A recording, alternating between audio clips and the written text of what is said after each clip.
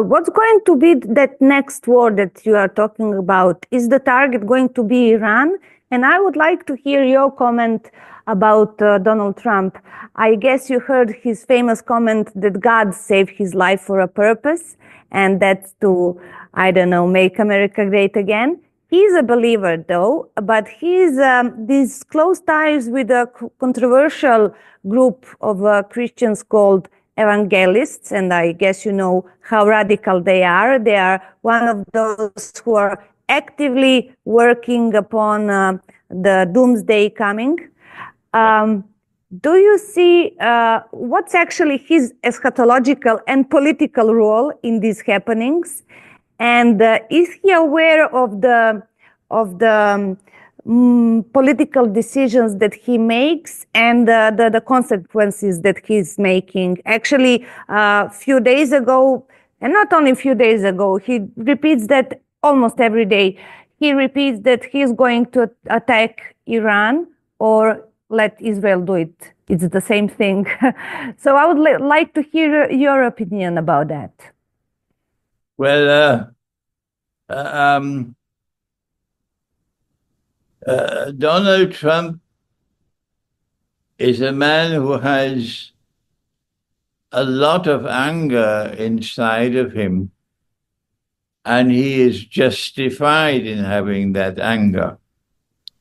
That in 2020, he won the election against Joe Biden, but they stole the election from him.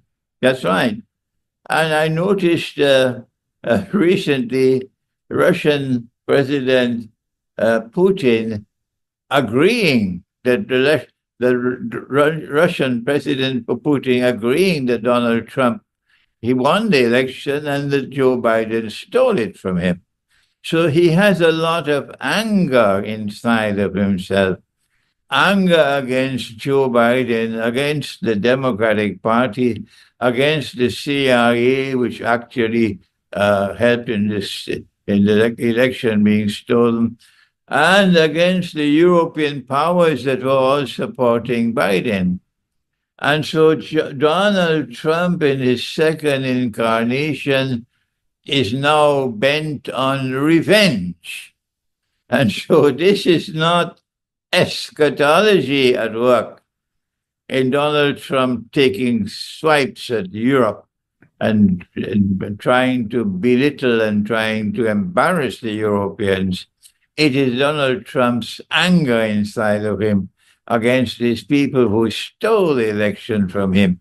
They did more than that. Having stolen the election from him, they spent the entire 4 years from 2020 to 2024 trying to put him in jail.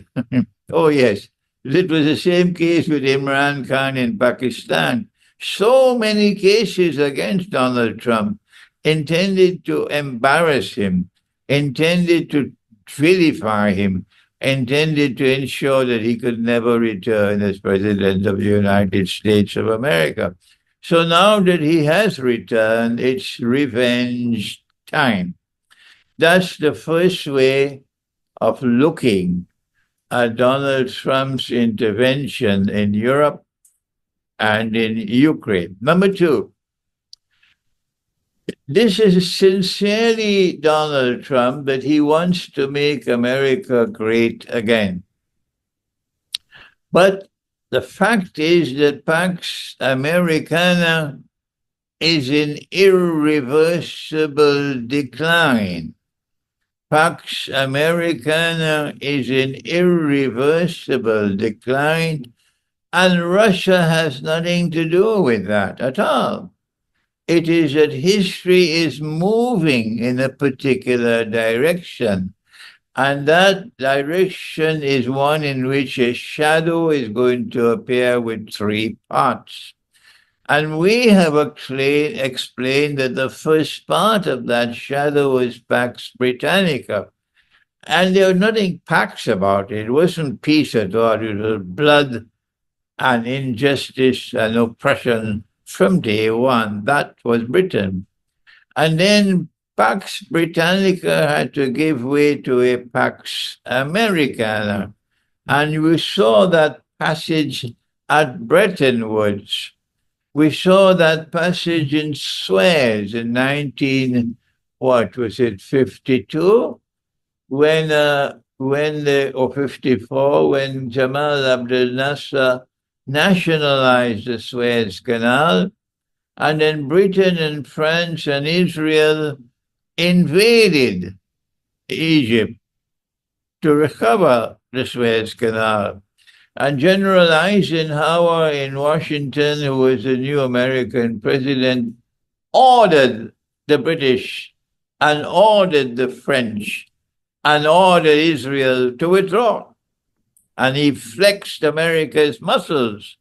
So we see the emergence of Pax Americana in broad daylight, from Bretton Woods in 1944 to Suez in 1954. And now the time has come for Pax Americana to ride out into the sunset. So Trump cannot make America great again. In order to make America great again... Can he make Israel again? No. The reason why Pax Americana has to ride out into the sunset is because there is a third part of the shadow to appear, and that is Pax Judaica. The reason why a Pax Britannica emerged, the reason why a Pax Americana emerged, was to prepare the way for a Pax Judaica.